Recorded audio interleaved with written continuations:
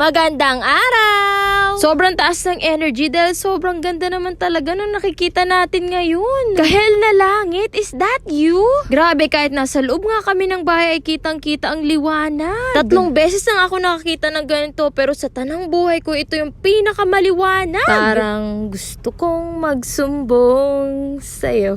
Charis!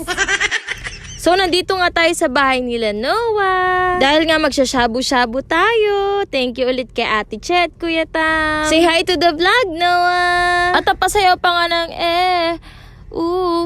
Nice na Stella. Uy, baka mabayaran na naman to.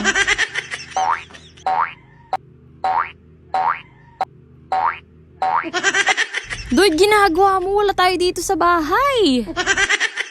At si Noah nga ay turo ng turo, this is my lolo. Kasi lagi ko tinatanong, where's lolo? Ayun, tinuturo niya.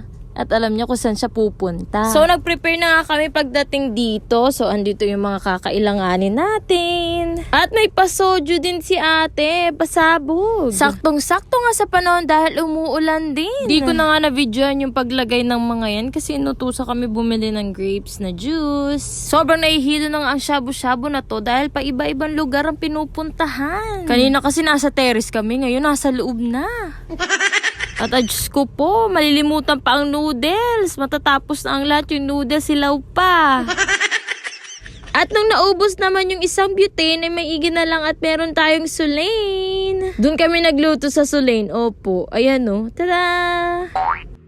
Sobrang nakakamiss nga mabuo ulit. Tapos gagawa ulit ng mga gantong memories. Sana umuwi sila Kuya Rap sa Pasko. And tada! Luto na ang ating shabu-shabu. So meron tayo dito sobrang daming hipon, tokwa, rice cake, noodles, Chinese cabbage, may clam at meron ding enoki mushrooms. Mas masarap nga higupin yung sabaw pag gantong kumukulo-kulo pa.